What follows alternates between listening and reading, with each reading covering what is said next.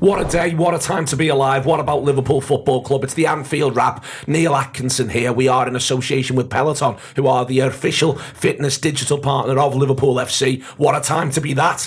What a privilege it is, I'm sure, for Peloton to be part of all of that. If, when you need to put yourself back together, you want to get involved with Peloton, John's got his group that he's worked ever so hard on. At some point in the next couple of weeks, I'm going to be riding it throughout all of the show. Feels impossible today, but it will be coming up very, very soon indeed, and that'll be absolutely brilliant as well. They've been a pleasure to partner with all the way through the season, and they've been part of one of the greatest seasons in Liverpool's history. Liverpool have been going since 1892, and Liverpool have only won 20 titles. Liverpool are the country's most successful team, but it even tells you the story, how hard that is, how rare this is, how much this should be enjoyed, and you can tell from my voice I enjoyed it massively yesterday. John Gibbons later on is with Peloton on the Race to the Cop feature that happened earlier this season, so check that out as well. But in front of me right now, I've got Jake Nolan, I've got Beth Lindop, I've got Josh Williams, and we'll start with you, Jake. We'll start with just simply all the way through this opening to the show, what it feels like for Liverpool to be champions. It was some day yesterday. I was worried, I was building it up in my own mind and it would not reach my expectations. It surpassed my expectations. Yeah, I just keep walking around going, bosh! That fell off the internet. No, it was great, and do you know what? I think we've known for a while. I did one of these last week. I think we've known for a while that it's been in the post. I think I described it as like your nan's roast dinner, being in the oven, just asking how long it's going to be, and you could smell it. But it started Friday night for me. Shaq and the Olympia. Yeah, there was plenty of Liverpool tunes between each and every one, and yeah, it's carried right the way through all the weekend. And what a day, and living it. Soak it all in. Whether you watched it at home, lucky enough to get at the ground, be outside, whether you're in Brisbane or Breck Road, I think we're champions.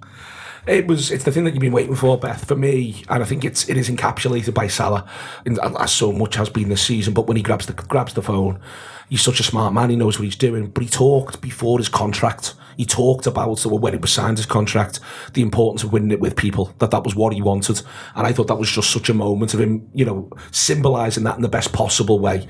That was when he grabbed it. That was when the party started. But it was also, you could see what it means to Salah for everyone to be all together. Yeah, it was the goal that everyone came for, wasn't it? I think, obviously he'd been on a little bit of a... one Gakpo squared for him, but for starters, I was furious. Kicking in the goal yourself. Yeah, I was furious because I thought at that point I just had visions of Spurs mounting a comeback as they did a couple of years back and making life a bit more difficult. Tracky, that, by the way. He looks phenomenal, doesn't he? Looks like a champion. Go on. But yeah, I think, yesterday it was just such an outpouring of joy. I think that's the only way you can describe it, just pure joy. And Salah encapsulated that. And, there've been times this season when he's just dragged Liverpool over the line in games when they've not been at the best, when he's not been at his best, but he's still delivered those moments. And so for him to have that special moment, I think he admitted after the match, it was way better than 5 years ago, because ultimately football is about moments, isn't it? And cherishing moments and spending time with people who mean something to you. And there was a moment yesterday, and I just sort of was looking around, obviously lucky enough to be in the press box yesterday, and I looked around, and some of the most important people in my life were in that stadium: family, friends, colleagues, and Arne Slot. Arne Slot, yeah. I mean, top of the pile, Wataru Endo. But that's what you do it for. You do it for those people. And yeah, it was just really, really special. And like you say, it's almost a bit like Never Meet Your Heroes. You build something up so much in your head, and it's like there's no way that the actual sort of reality can compare to what you dream of, but it did. Did you cover games in the periods when the pandemic was on? Were you in the ground? No, I didn't. The only game I went to during that period was Wolves, and I was in the stands, and it was a very surreal, special in a way, because it was we've been away for so long.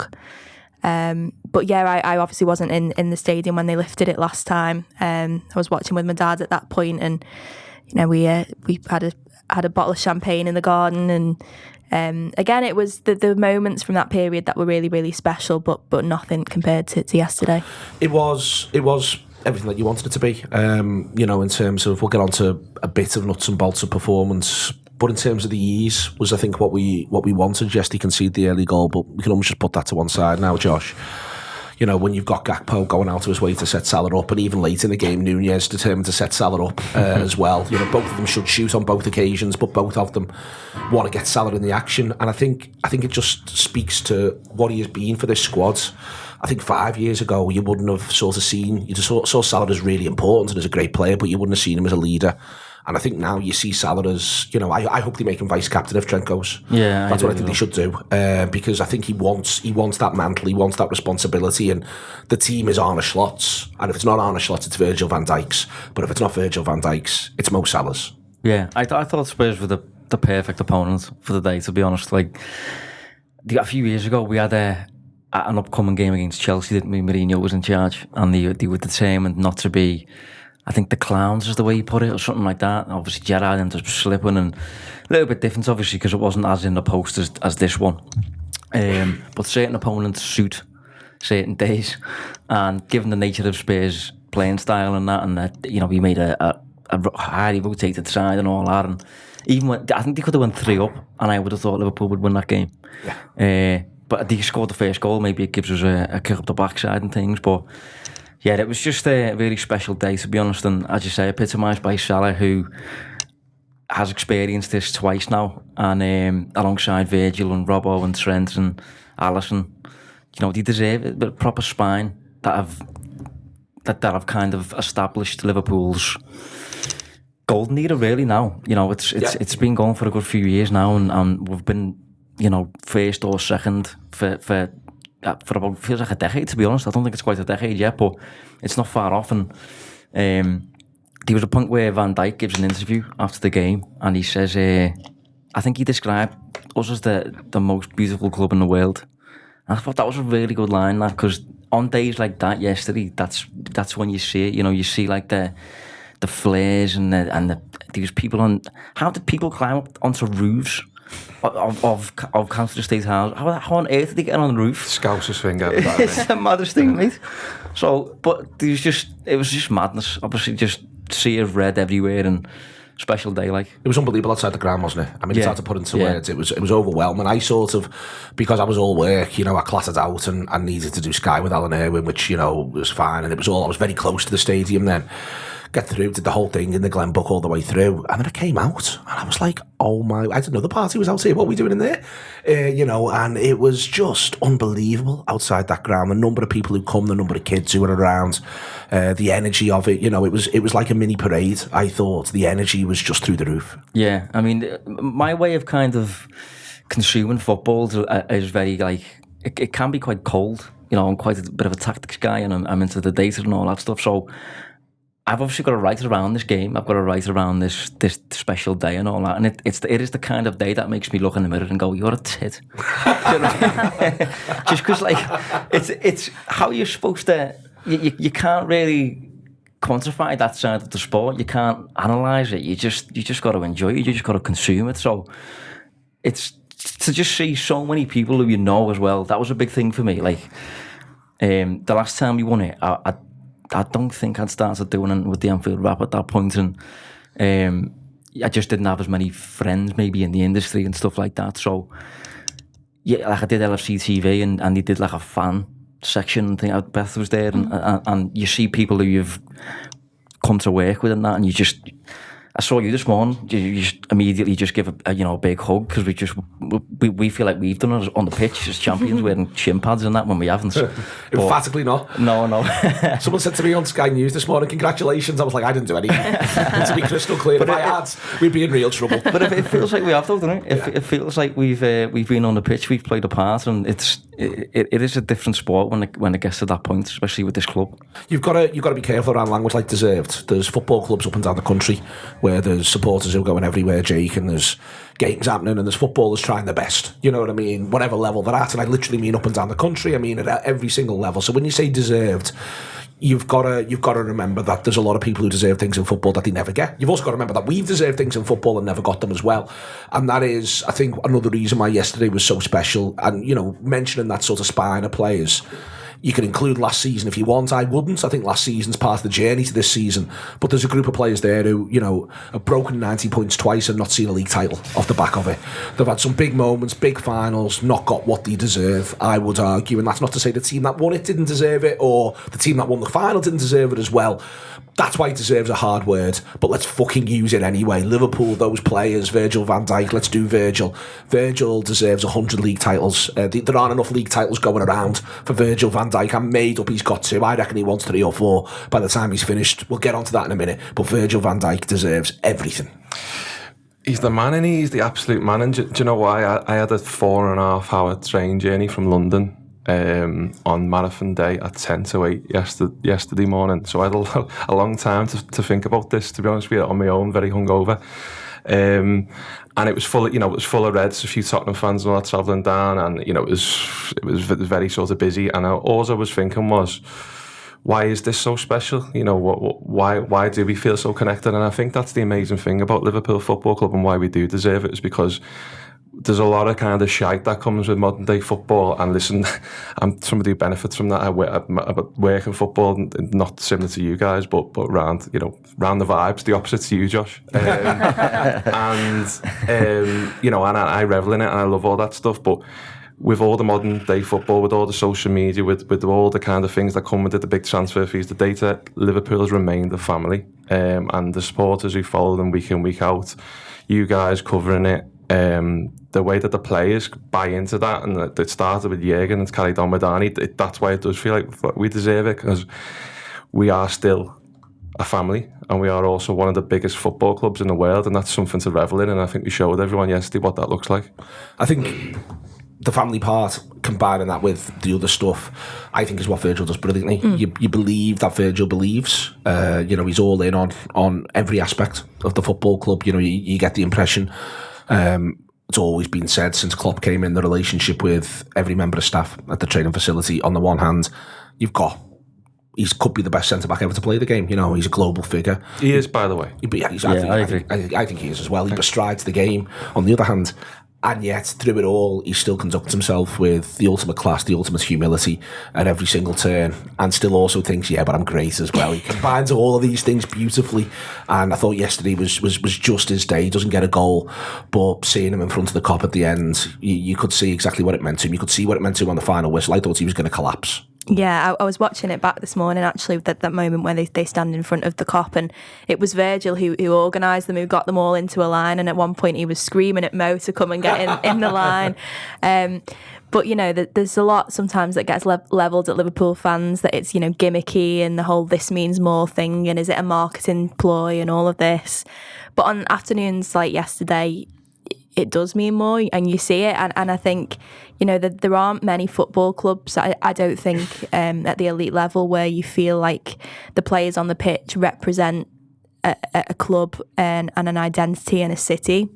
And I feel like Liverpool are very, very lucky, and it's partly down to, I think, to the old manager and to the guys in recruitment, that they've not just recruited top players, they've recruited top people, and you go through that team, and there's just so many good lads in there. I've been lucky enough to sort of speak to a few of them over the course of the season, and don't know them personally, but from a professional standpoint, I couldn't speak more highly of a lot of them, and Virgil is the absolute epitome of that.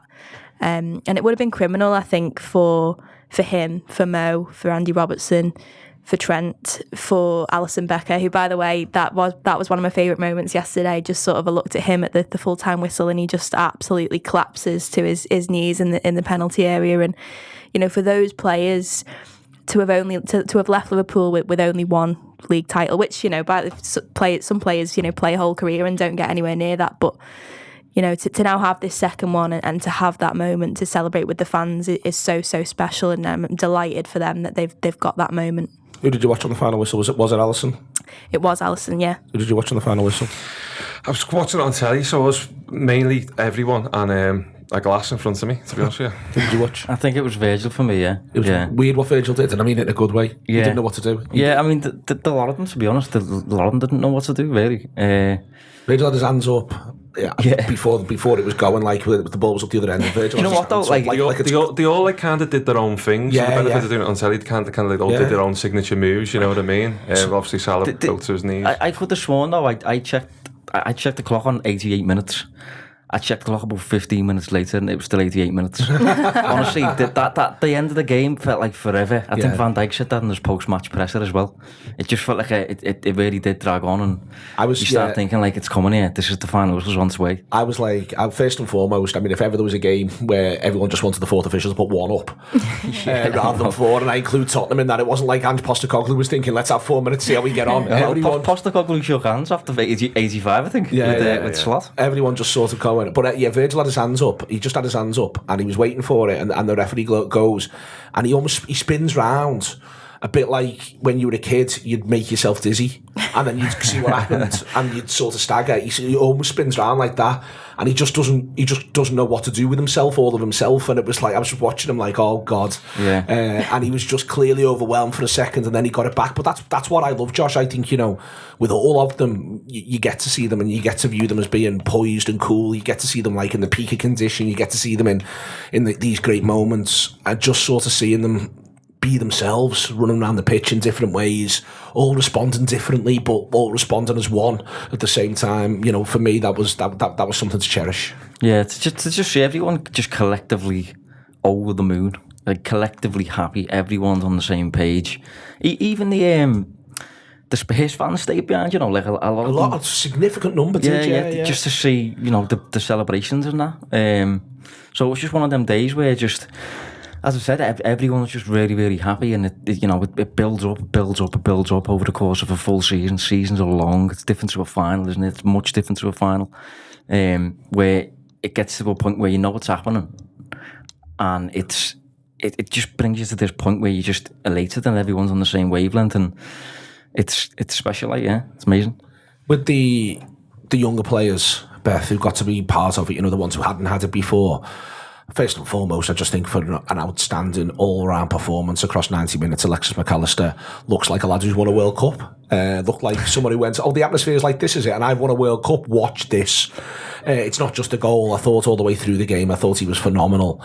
But you get the impression, he was delighted to drink it in. Gakpo taking his top off and doing the salute. We need to speak about the vest. Yeah. I'm fine with the vest. You know what I mean? Listen, absolute top quality. Yeah. All about the Kaka I vest. love how he's gone and got someone to get that printed. Yeah. But the thing I loved about it though, right? Absolutely Kaka's vest to a T. Like the font, the fit, and everything. Yeah, honestly, 100% in there.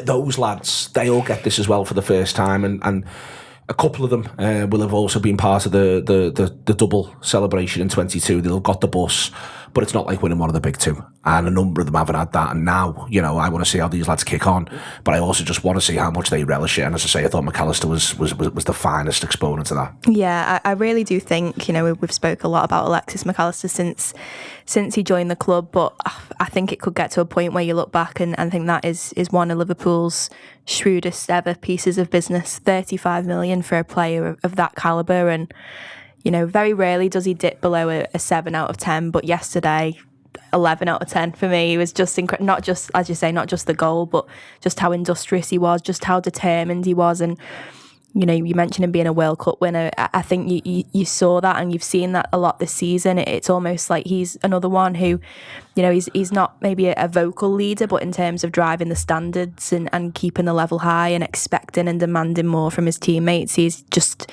the epitome of that. There were a couple of moments where he was just everywhere, like he really sliding, was. Sliding in. Brought the slideys back, didn't he? Yeah. Been a long time since you've seen a midfielder doing that. Yeah, and winning a throw in and just absolutely riling the crowd up, and everything that he did was just incredible. Man of the match by an absolute country mile, and he's probably been in the conversation for that for most of the season. But yeah, for players like him, for players like Dominic Szoboszlai, it's really, really special. And I think, you look back last season, and obviously it's sort of clouded by how things fell off toward the end. But for a lot of last season, a really strong team, and and even sort of the season before that, and in 2022, the likes of Ibrahima Konate had such a great season that didn't fully get rewarded, and so in a way for some of them it feels a little bit like a bit of like a meritorious reward for what they've done over 2-3 seasons, really. So it's it's really, really nice, and I think Slot said it after the game. He's now a part of Liverpool's history. And for a lot of those players, I'm so glad now that they're a part of Liverpool's history forever.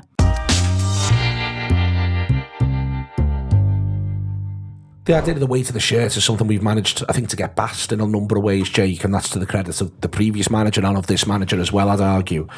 But I think you get to see elements of it in comments like that. You play for Liverpool, you walk past the Champions Wall, and in loads of ways the Champions Wall is meant to inspire them, but there'll be somewhere in the back of their minds if they haven't done it going, some of these lads have won 19, we won 19 of them, I haven't got one.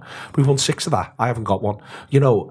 And getting one yesterday, I think does, in Beth's parlance, again, there are great, genuine Liverpool greats. Steven Gerrard is one who never got one league title, so let's be clear, it's not the price of admission, but it does not have help. And, I think that yesterday there'll be so many of them who will feel like they have absolutely etched themselves on the history of the club in the best possible way. And the best example of that is the manager, who I think we got to see cut loose in the way in which we really wanted to. You got to see all of his energy, all of his passion, and the fact that he's delighted to be here.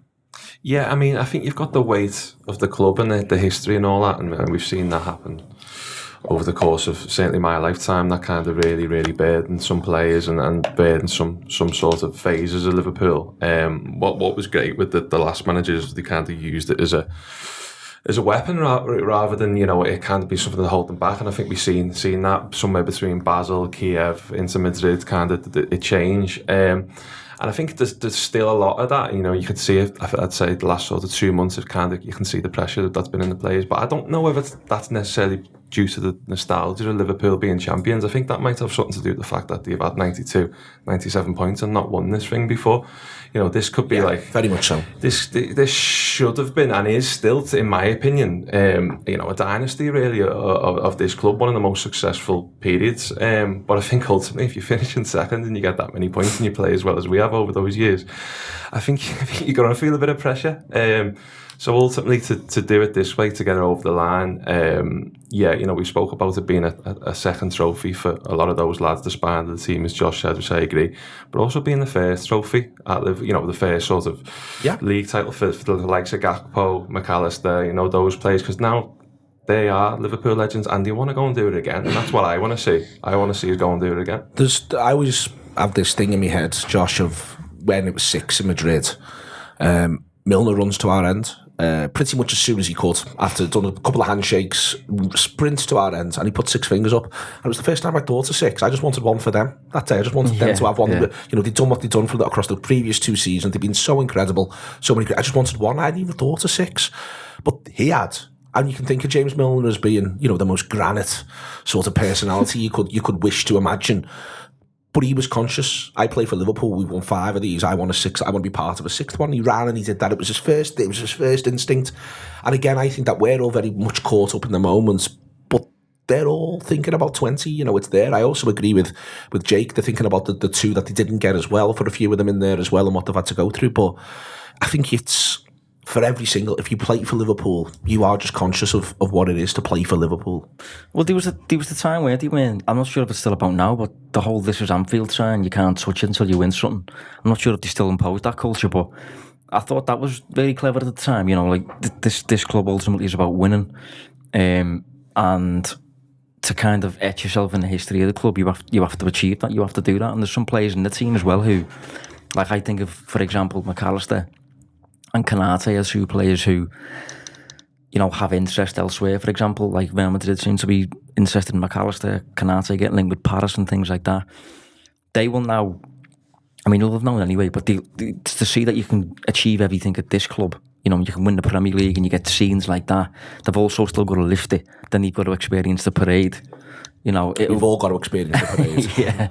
yeah, definitely. I think just having some of the players in the team see that for the first time. Like I think Gravenberch is another one who is, he's on course to play 38 out of 38 this season, so he's been a real key pillar after 2 seasons of kind of inactivity, really.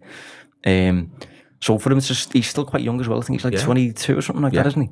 So for him to be such a key pillar of the spine of this team that's gone on to win the Premier League and probably on course for about 90 points, it's going to do him the world of good moving forward. So yeah, I agree with Jake. I think that the whole dynasty thing, when you think about it, this is, if you think of like Premier League history, there's only one team really that have accumulated like a better like selection of points over the course of points hauls like over the course of years though, and that's the team that we've competed against. It just so happens to be at the same era, Pep Guardiola's City. But other than that team, Liverpool would be cleaning up, absolutely cleaning up.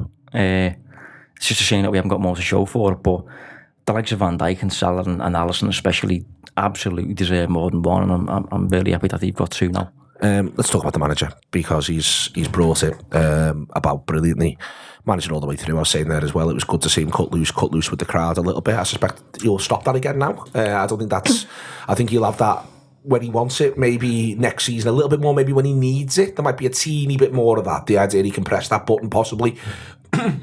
But on the whole, I'm not expecting it to be some sort of sea change in slot, and I'm fine with that. The way he's conducted himself since the first interview, going all the way back to that first interview on LFC TV, the expectations he's had for himself, for the squad, for his staff, for the club, Beth, have been absolutely perfect, and he's won this league in the best possible style. He's been so impressive. I can't speak highly enough of him from like you say, from the get-go, from the very first press conferences that he did. I remember him doing a press conference in maybe October time. I can't remember what game it was before. There was a Champions League game, but he said something about not accepting mediocrity, and I think that was one of the first times I was like, wow, this guy he's serious and he means business. And shameless plug, but if we've got a big piece coming out on ESPN today. Spoke to sort of various people connected with him back in Holland, and one of our guys over in the Netherlands said to us, we've been trying to find people to give different perspectives, but we just can't find anyone to say anything bad about him, which is a ringing endorsement, I guess, of the man as well as the manager. And I think that one of the most impressive things for me, and I didn't quite realise until I started putting this piece together, but he's only been a head coach since 2019-20. That was his first season as a head coach. In that season, he takes RZ sort of right up with Ajax in the title race. He's the level on points when the season gets cut short because of COVID, and Ajax win it on goal difference. He wins the league with Feyenoord. He wins the cup with Feyenoord. Gets Liverpool to a cup final. And now, obviously, as a Premier League champion, and as much as we've spoken about players sort of learning from the season, young players getting experience and getting a feel for what it's like to win and to compete and to get over the line in the Premier League, I think the manager will have learned a lot from this season, and that's been been one of the standout things from speaking to various people who know him. Is he's someone who always wants to learn. He's always thinking of sort of new innovations and things to give his team the extra sort of 1%, and I just think he'll have learnt so many lessons from even the infamous quote unquote wobble from sort of the March period. I think he'll have learnt so much from that, and I think he'll have learnt loads from February. Yeah, both about how football is in this country, the toll it can take on you, the way games mount up. I think that run from the 1st of February is when they played Bournemouth and they beat them 2-0. They end up playing 6 league games in February, which is well more than everyone else. Mm-hmm. They win 4, draw 2. They score 2 goals in every single game. But I think, in there as well, you've got the Plymouth game. You've then got the run up to the final against Newcastle in that period. You've got the run up to the PSG game. All the way through there, I think if you look at that 6 weeks, Beth, I think that's the 6 weeks he'll have learned. Good, bad, indifferent, how this country works, what it does to your legs, what it does to your focus. I think you think about the teams we played in that period. I think he hadn't. I mean, he doesn't have to deal with Goodison Park again, but I think he wasn't aware of what Goodison Park was going to be 100% before he got in there, and then he got a big bowl of it. Came out the other side. I just think that period for him will be the period that I think he'll take the most from going into next season in terms of this is how all this works. Yeah, I think it'll be so instructive, and I know obviously there was some frustration last summer, and listen, I felt Liverpool probably should have added another 1 or 2, and I think this summer obviously they will, but I think the benefit of them not doing that is he's he's now had time to get to know his squad, and like you say, in periods like that 6 weeks, the good, the bad and the ugly, I think now he knows his squad down to the ground. He knows what they need. He knows, the players who he wants to stick around and who maybe he wants to move on. And I think it's just really exciting to see what he'll be able to do when he brings his own players in. Just last thing before I go back over to Jake and Josh on that, I thought it was quite instructive as 4 subs before we get to Nunez coming on for McAllister yesterday. I thought each of those subs, there was an element of a thank you. Share the moment. It's the first time I've ever seen Wataru Endo play right back. I don't want to see it again necessarily. No, not at all. First action foul, second action foul. But yeah, I think he wanted to get Endo on the pitch, and it might well be that Endo's not here next season. So I don't want to get too carried away with it in that direction. But I feel as though, in the players that he brought on, I thought you could get a sense of they've been important to him one way or another, either in recent weeks or over the whole campaign. I think in Endo's case, in terms of his influence, his professionalism and the respect he's got for him. Yeah, I think outside of sort of that core group of sort of 12, 13, 14 players who he's trusted to start the big games, I think Wataru Endo and Harvey Elliott are probably just the other ones beyond that who he has a lot of time for, a lot of respect for, a lot of appreciation for, even if they've still at this point not had a Premier League start this season. But yeah, I thought that was a really nice moment for both of those players to come on, because they have been crucial in what Liverpool have done this season, not from the start necessarily, but they have contributed massively. And just in terms of Endo, speaking to people at the club, as soon as you mention Endo's name, people just smile. And I think one of the moments sort of that stood out for me was the press conference before PSG away. And he didn't start that game, but he did the press conference in his English. I mean, goodness, his English is much better than my Japanese. But it's obviously not his first language. He's not as fluent as perhaps Virgil or Alisson or anyone like that. But he sort of put his hand up to do that press conference, and I just thought, he had no need to do that. He wasn't even starting the game. And he can't even have thought he was, you know what I mean? Not even for a second. And he sat in front of the media, and he sort of muddled through and was just, I just thought it was great. I thought that just sums him up. He's just so willing to step in and help and do what he needs to do for the team.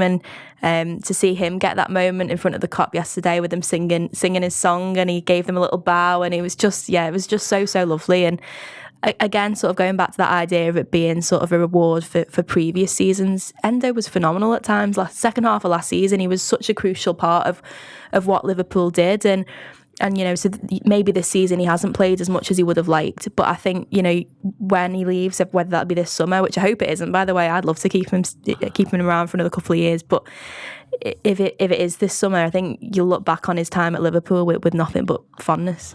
The manager has managed to keep, I think, that culture, with one or two obvious blips that are often discussed, but that culture in a really good nick, whilst not being the same as the previous manager. I think he's been less inclined to include players. You felt he's less inclined to tell them the story as to how they're going to get into his team. You get the impression his attitude is, I just need you to be the best version of you when you're called upon.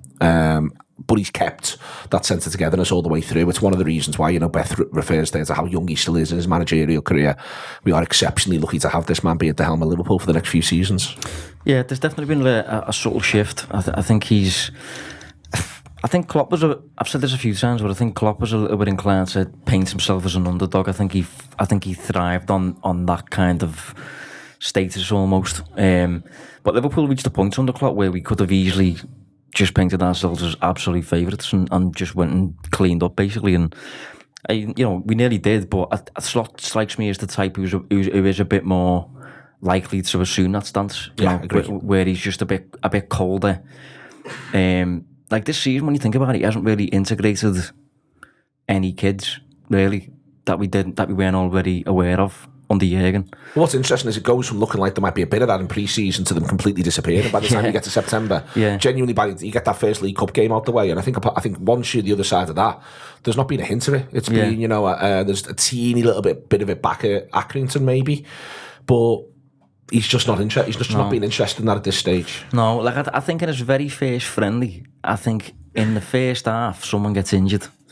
And his first sub is Trainioni. That's the very first sub he makes, I think, in his Liverpool tenure. And straight away that gives a bit of a hint as what what might see moving forward. But we haven't, as you say, we haven't seen him since.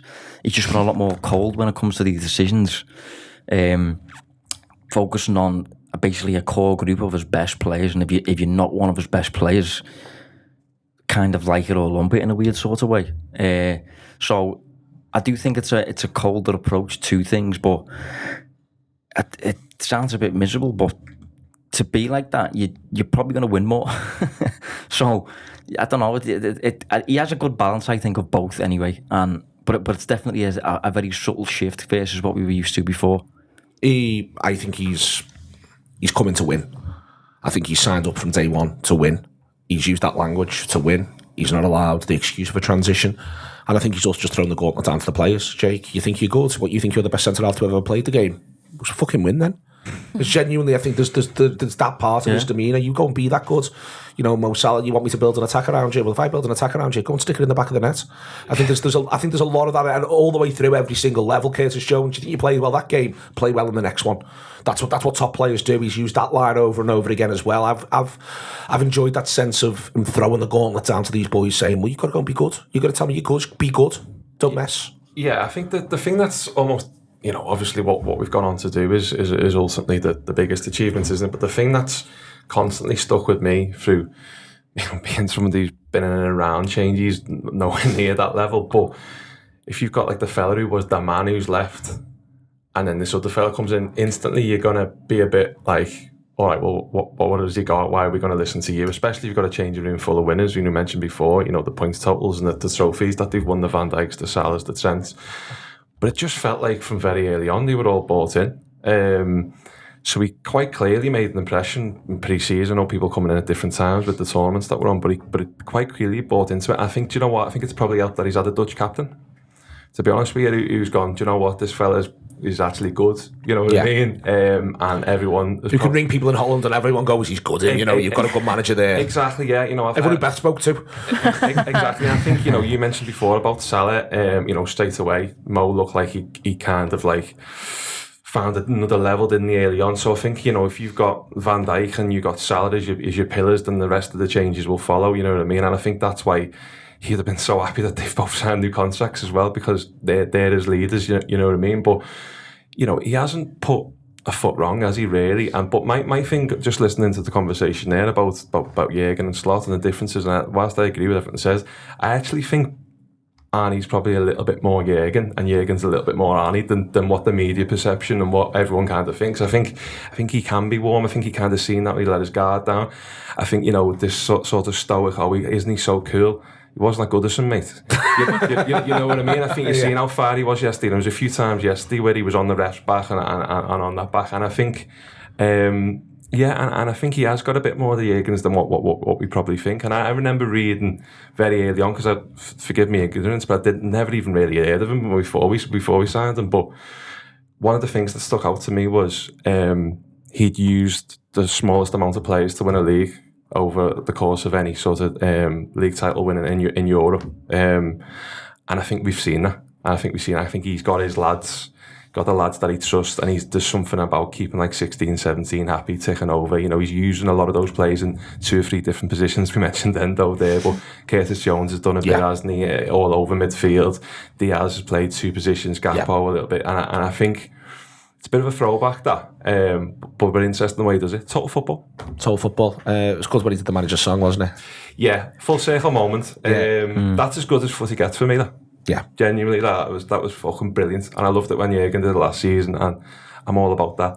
More managers on karaoke. I mean, that in general, I'm 100% into, Beth. But it just shows the generosity. It shows the other thing, I think, which is that at this club, and we're lucky again to have it, but when there's glory, there's more than enough to share. And just that he did that, I think, was a moment of unbelievable generosity. I also think it segues us to us getting Jurgen on the pitch the weekend against Palace, where I think that Peter McDowell will try to ask Jurgen 2 questions. He might have more in his back pocket, but I think the 2 questions will end up being, number 1, how are you? And number 2, what about the Reds? And his answer to number 1 will be absolutely great. I've made up, I've got off. Isn't it mad the way we haven't seen them together yet? It feels like they're like Bezzy mates. Texting each other normally. Tango and Cash. You should not see them together yet. Yeah, and number 2 will be, what about the Reds? Ed's Arne Slot's fucking brilliant. That'll be Jürgen's answer to the second one. No messing about. But you do, I think that is something which, as I say, I thought it was genuinely special. It was a full circle moment. It just spoke of mutual respect. It just spoke of class.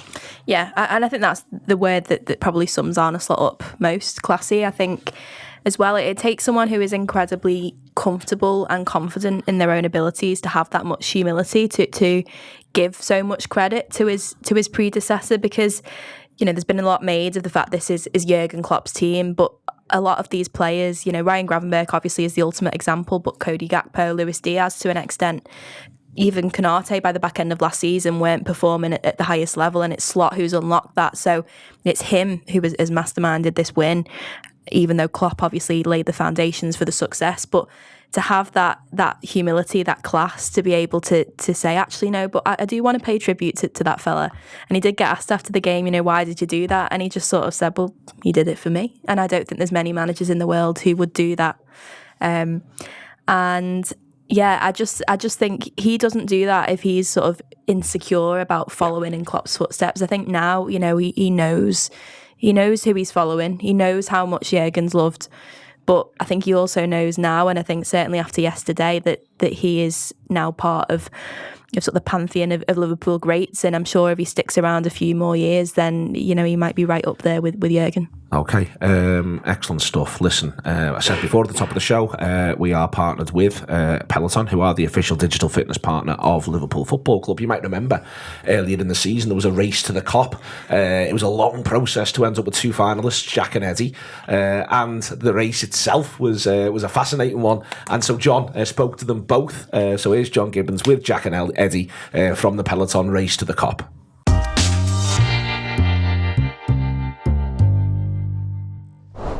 It's John Gibbons from the Anfield Wrap in our studio, joined by Jack and Eddie, who were the recent stars of the Sprint to the Kop Peloton Liverpool video. Now, people might have seen the final taking place live at Anfield a couple of months ago in the half-time game against Newcastle, or they probably caught up with the video since the document told the journey. But we're going to find out a little bit more about what the whole experience was like. So first of all, boys, thanks so much for coming in on a sunny Friday. Yeah, no worries. Appreciate your time.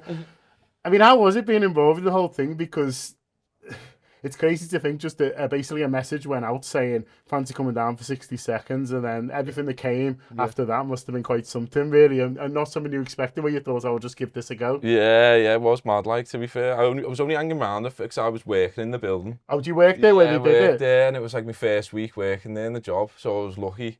And I came down to Aldridge about, and I was like hanging around a lot, just like, oh, what's going on? Can I meet John Aldridge? Like, and yeah, didn't expect it all to materialise how it did. Like, yeah, so it was a 60-second sprint challenge, and I had to go, so I know you had to cycle for 60 seconds as quickly as you can and answer questions about Liverpool. How did you get involved? So I work in a gym down the road, and I got a phone call off one of my mates who's big on Liverpool, and he just said, "You fancy a challenge?" So I was like, yeah, why not? And then obviously I didn't expect it to be that sort of challenge. So yeah, it was good. So I think it was the top 10 who got through from 50. I wasn't one of them, unfortunately. But I say unfortunately, when I watched the video and I saw what they had to do with the accent, I was like, yeah, probably for the best on it. Because it was intense, wasn't it? It was, yeah, it was quite a lot. Like, to be fair, I think because you had the players there, it did pick you up. But did you know that? Did you know they were coming, or was that a surprise? We thought it was players, but we didn't know if it, like, I was expecting, I don't know, like, they kept it a surprise for the kids. He said, oh, we've got good players, you'll be surprised who we've got, kind of thing. But I was still expecting, like, I don't know. There's more squad players, yeah, but then, like, squad players, or someone who's injured or something, you know what I mean? But then, like, obviously Virgil, Connor and Chirikas come through, and you just must have been, like, buzzing. Yeah, it was sick. It was proper. Good little experience, wasn't it? And then Virgil was seriously impressed with some of your exercise. Because we come first, top two in the first challenge, we got to pick who we wanted, so yeah, it was a no-brainer, really, wasn't it? Yeah, but to have that on video now, like Virgil praising his squat holds, like, that's something you'll have forever. Sick, yeah, it's boss. Everyone keeps talking about it, so. And you were in teams in the day, working together. So how was that? And did you know much about the sort of the prize at the end, or at those points, is it just your natural competitive instincts taking over? The thing with me, I knew we were going to win it until the end, where it was a bit sceptical with the VAR. But I half knew that we were together, but then we had to split ways and race, obviously. Yeah. But I knew we were going to get through the second bit. Yeah, so we're working as a team on the day. Good fun. Yeah, it was boss. It was sad to, he was like, oh, I've got to split off now. Can we split it, Jack? But yeah, no, it was good. And especially when I was with Jack, I was like, wow, I think I lucked out, if anything. Got the 21-year-old PT in the end. Yeah, absolutely. But you know, yeah, no, it was boss. Like, the training ground itself, is so impressive. Yeah, Isn't it? and they left us in the, like, where they do the press conferences, and Slot had just done his press conference in there. So it was like, oh, can I sit in the seat where he's been? And yeah, it was amazing. Like, and as a PT, like, just seeing all the equipment you've got and stuff like crazy. that. Like, that's what you get to work with every day. Unbelievable, isn't it? The gym was like just like another little room. There was just rooms everywhere, weren't there? It was brilliant. It was, yeah. Unbelievable. So you win as a team, you get through, and then you got to compete against each other that night at Anfield. When did you know about that? When did you know that it was going to be sort of half time? And then how's the excitement and then nerves that sort of come from that? So first of all, it was between the Newcastle game or the Southampton game on the following week, and then we got told it was the Newcastle game, and obviously Newcastle fans are a bit of an ego, like so. And then you'll probably see him at half time doing a rainbow flick and giving a bit of juice to the Newcastle fans. But no, it was good because I was going the game anyway. I had a ticket for it anyway. So when they said that, it was just more of like a bit more motivation. I think it was good though. Yeah. So you're watching the first half. Liverpool are playing well. I remember they played really well on the night. But in the back of the mind, you must be thinking, I'm racing for 10 grand here. This is a huge thing. There's going to be all these people watching. The prizes the peloton have given up are unbelievable. Like, was it hard to sort of concentrate or you know, tell me about all the emotions, because like I've been on the pitch when no one's been in the ground, when not that many people. So how are those emotions when it's the game's going on, but you know what's coming at half time? I kind of checked for the first, because they were like, oh, we're going to come get you about 25 minutes in, and I kind of checked out for a bit. And then when they came and got me, I was like, we've got to do that sprint, haven't we? I was like, oh, I'm nervous now. Like, but yeah, when we got on, it was, I don't know. Swallows you up, doesn't it, when you go on the ground? It was like the noise, and it was just like, what's going on here? Yeah, looking round, you're like, I don't know, it is intimidating. Yeah. I can see why away like teams just bottle it when they go to Anfield. You felt like Barcelona in 2019. I haven't meant to perform. That's what I'm playing while I lost. No. That's what it was like for those boys. But you had sort of people on your sort of side at least, and I'm sure you had a few, like, you know, mates and stuff like that in the crowd, and sort of people you know. Are you allowed? Do you give yourself a moment to just take it all in? Because something that I noticed as well that I wouldn't have thought about, then if you like the subs are warming up and stuff like that, and that's like another thing where I was like, oh, I wouldn't have even thought of that. Yeah, like Robbo was running past us, and then all the Newcastle players were watching us. To see Trippier and that, it was cool. Yeah, it was. Then when we were on the goal line, and he was taking videos of us, and he said, just look around the ground and take it in for both of us. So that was a bit like a realisation of like, we're here now. Yeah. You know what I mean? Yeah.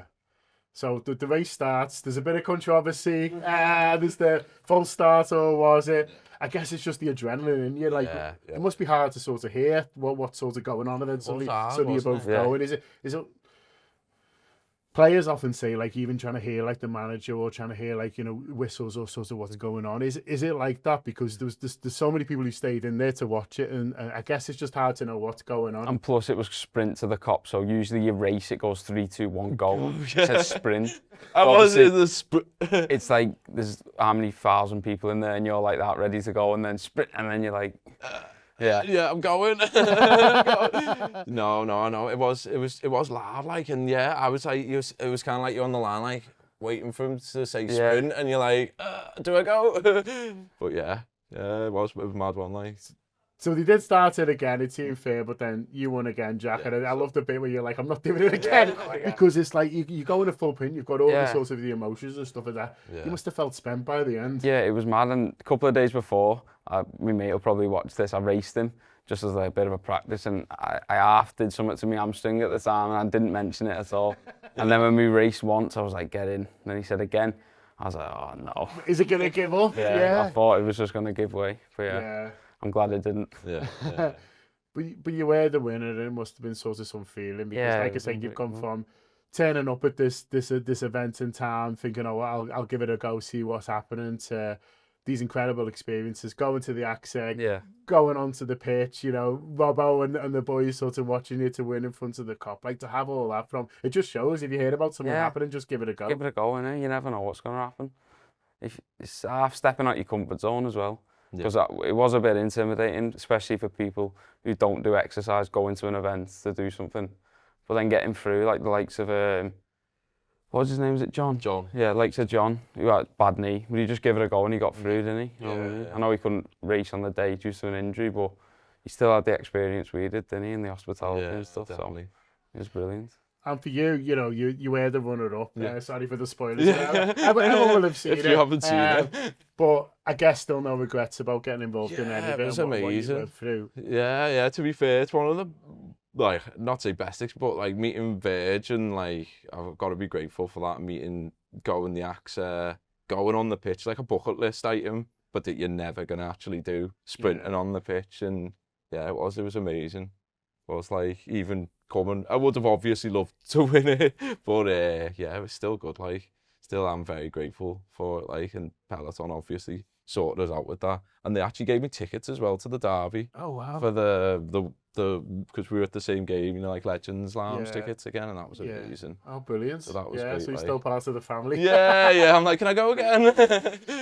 But you've obviously got a little bit more than the tickets. It's £10,000 worth of sort of prizes. So that's the thing. I know you've got a nice shiny Peloton and things like that. And I must say, when I was told you were going down to do a live class, I've been lucky enough to do it, and it's some experience, like, honestly. So make sure you do. Book on that. I did Sam Yo, and it was like, it was a really, really good experience. I always joke with the best shower of my life. And afterwards, like, the showers are unbelievable. It's worth it just for the shower. Superb. I don't know where they get that shower gel from, honestly, but it's like a sort of a different level. But brilliant experiences, like doing one of those live classes is great. But I guess just the whole thing, and also for yourself, for as a PT, and really interested in hearing a bit more about your journey, because I think for someone like myself, you think, oh, PTs, they've always been like mad healthy and stuff like that, but you've been on quite a journey with your own health that's really inspiring. Yeah, it's been a couple of years in the making, like lockdown sort of thing. I realised I'm not happy, so I took a change, started running, then I took an interest to PTing, did the Shred Fast programme, which I know a lot of Scousers will know about anyway. Did that for about 2 years, and then spoke with Luke, got on the team, and then just started progressing from there, to be honest, just doing it every day. So I love it, Yeah, so it just shows you, I mean, you said before about just saying yes to things and just being brave and putting yourself forward. Like, you're a great example of that, not just for this, but sort of how you've lived. That's what I try and encourage to everyone as well. Just step out your comfort zone, do something you don't want to do, because what's the worst that can happen? It doesn't work, you don't like it, you know what I mean?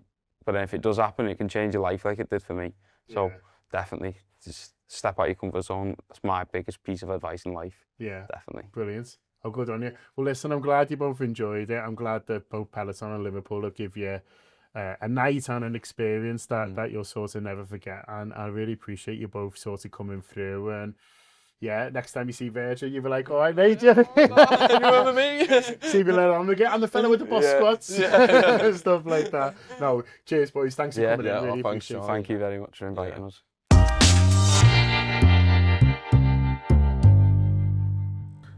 Great stuff there from John, and as I said at the start of the show, it is a pleasure to be partnered with Peloton over the course of what has been an absolutely fantastic season. I'm not linking the Anfield Wrap and Peloton partner up with Liverpool's league title, but if you chose to do so, that is down to you, listener. See how you feel about that. We've also partnered for now until towards the end of the season with Open Door. They're a fantastic charity over in the Wirral. You'll have seen I went and did a feature with them a week or two ago and found the whole facility to be absolutely top notch and everything that they've got going on there. So if you want to use the code they've given us, if you text the word transform to 70480, or you can go to opendoorcharity.com/donate as part of all of that. And the Anfield Wrap itself has been especially busy around Liverpool winning this trophy, and you can find all of that stuff if you go onto our app and you want to sign up from there. And you can also go to the anfieldwrap.com/subscribe for everything else that you need, all the ramifications. It's 5 to 11 as I'm I'm speaking at the minute, and the next show that is done by the Anfield Wrap is at 11:30 in the Slaughterhouse, which very much shows our values and what it is that we're about. A huge thank you to them, and in fact all the places that we record at different times. Everyone is so accommodating. The Glen Book yesterday was the absolute business,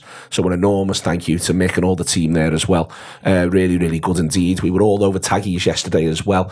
Big thank you to Tag for everything that he does for us on a regular basis, both there and in Reds. And as you know, we work all the time with Rob Gutman, who does a fantastic array of pubs, and we're always a pleasure to do stuff there. And Paul Senior, whose venues we don't actually do that much in. When we do, it is an absolute pleasure. I had a great time in Pogues doing my favourite season. But just to be crystal clear, Paul Senior is putting on the best fucking parties in Liverpool by a million miles, and I indulged in them big time last night. So a huge thank you to Motel and Gloria's. Mick with the band in Motel, it was the absolute business, and Gloria's too. I think that's a lot of love for everyone. But I said before, when we've got Glory, we can shovel it around all over the place and drop that love in. I want to do this again. Fancy it next season, Jake. I think the manager will fancy it. I think the players will fancy it. No, I'm up for it. I'm honestly calling them champions. Burst into tears. 73 minutes chanting champions at them. I'd never got to do it before in my life. Burst into tears because we never got it last time.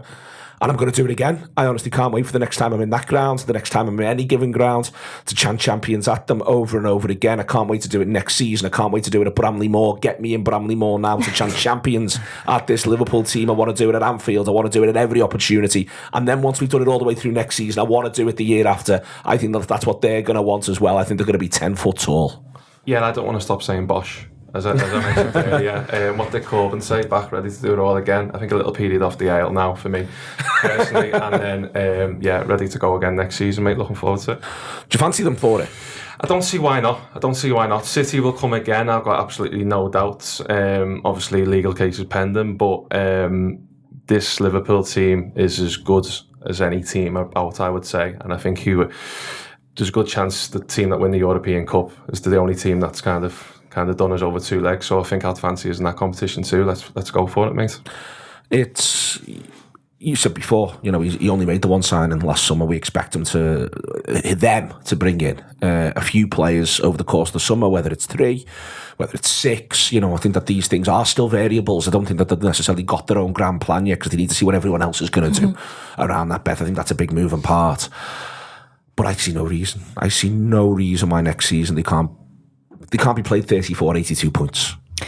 I think one of the most exciting things is this team has been streets ahead of everyone else in the Premier League, but there is still so many areas where they can improve, and it's obvious areas as well. If they bring in a centre forward who can get 20 goals, if they bring in a left back who's maybe slightly, Andy Robertson has been an absolute legend for this football club, and I hope he continues with the football club for many more years to come. But I think just another option, a little bit more pace on that side, would be really useful. I think if they bring another body in midfield, there's so many sort of areas where I think Liverpool could get better, and that should be really, really exciting.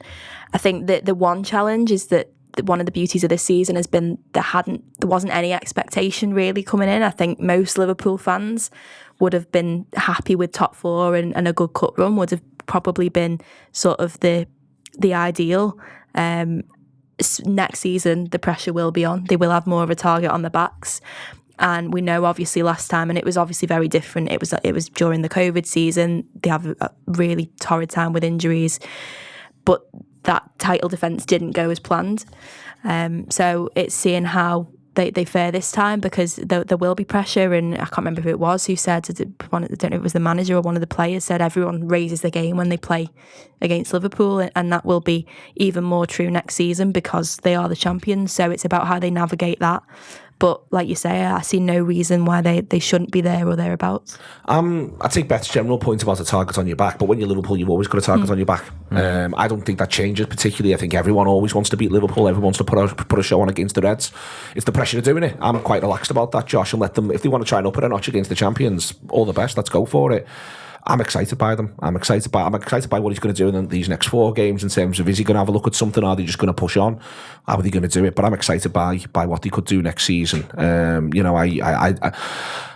My worst case scenario is there's joint favourites at the start of the season going into Liverpool, Arsenal and City. That is my analysis. That's my worst case scenario, and I just think there's a chance they wear this well. Yeah, I agree. I think I'm right in saying that as it stands, Liverpool have got the same number of points as we did in 2018-19. I think when we finished on... we've got 97. So we can only get to 94. Well, we did about 2 weeks ago. Then, yeah, but before the Fulham game. Before the Fulham game, with that, we were matching. If we'd have won every game before the Fulham game, we'd have got to 97. Yeah, the Fulham game. But to be on course for that, and we're still on course for over 90 if we do it, that's already a serious team. And there's not been many, like Arsenal Invincibles, for example, finish on 90.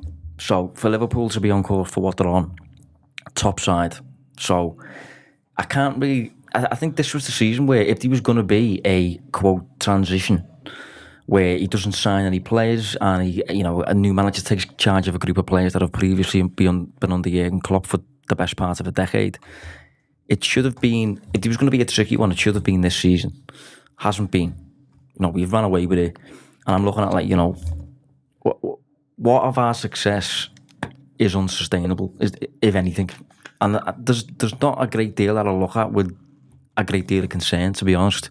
I think you could argue maybe Salah has shouldered too much of the load in attack. Maybe to be more sustainable moving forward, you want to spread that out.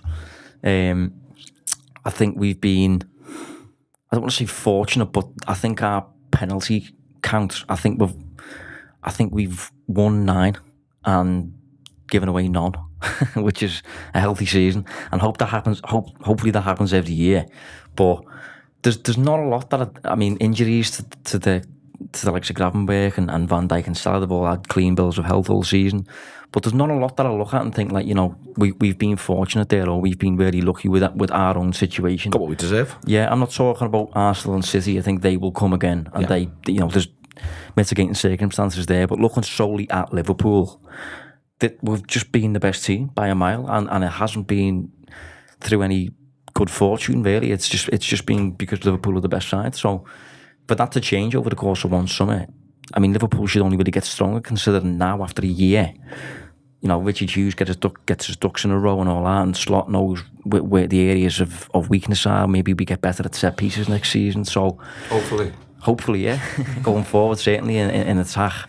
But yeah, we should get stronger, mate. So speaking about this dynasty thing, seems to be a running theme, doesn't it? Hopefully it keeps going. Hopefully it does. Listen, it's been absolutely fantastic. I want a huge thank you to everyone who contributes to the Anfield Wrap in general, but especially yesterday with all the chaos, with everything that's going on, and also the three in front of me getting up at 10 a.m. this morning to come in and do this. There's people who are on the way to the slaughterhouse right now in order to come and continue that through over the course of the day. So a huge thank you to everyone who contributes on a regular basis. It's times like this you cherish it and you remember it. Also, a massive, massive thank you to everyone who works for the Anfield Wrap. Basically, I get to show off and act like a dickhead in front of microphones and cameras and do jokes and do silliness, but it all only happens because people work so hard. And yesterday, everyone was running around all over the place, pulling everything together. So if you enjoyed what you saw on social, if you enjoyed what you got from the shows, if you even enjoyed my writing, well, that has to go through a process. People are involved in that, and those people gave absolutely everything yesterday, and they'll continue to do so today. So I can never thank them enough for that. It's been an absolute pleasure. I've had Jake Nolan, Beth Lindop from ESPN. Check that piece out when it gets there. Josh Williams is going to write a Substack about how he's a tit. That's also in it. That's something to look forward to as well for all of us. Patrick's looked after the images, Andy's looked after the sound, and all I've got left to say is Liverpool, hallelujah, hallelujah.